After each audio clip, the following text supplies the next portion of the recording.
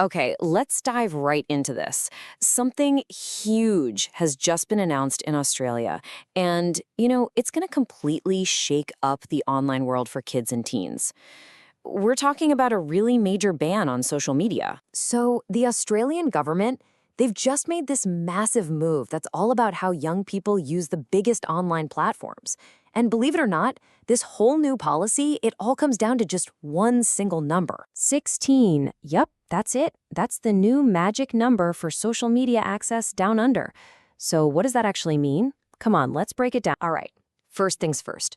What exactly is this new rule? Well, the government is officially banning kids under the age of 16 from having their own social media accounts.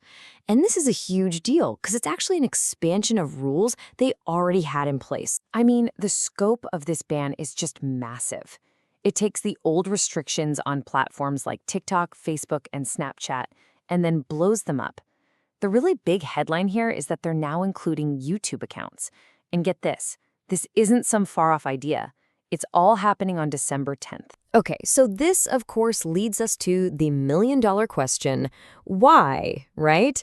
What is the real motivation behind a rule this sweeping? Well, the government isn't being shy about their reasoning. It's pretty direct. The Prime Minister, Anthony Albanese, he came right out and said it.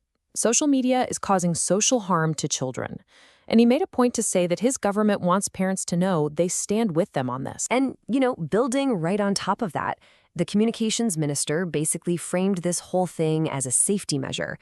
The stated goal, the one they keep repeating, is to protect kids from harmful stuff online and really put their well-being first in this digital age. All right, so how is this whole ban actually going to work?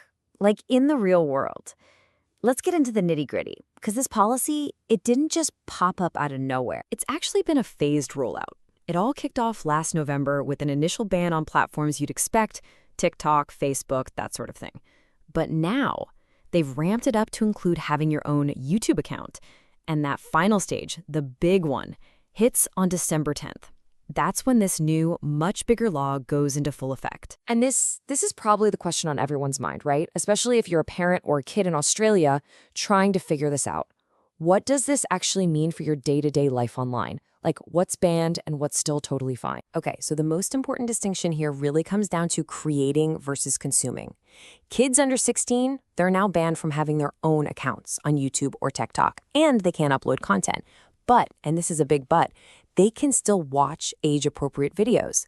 And look at what's still allowed. The ban doesn't touch messaging apps, educational apps, health apps, or even online games. So let's zoom out a bit.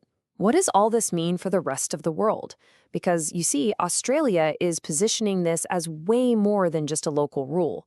They're trying to frame it as a global first. The official name for the law is the Age-Restricted Social Media Platform Law. And Australia is making a really big deal about calling it a world first.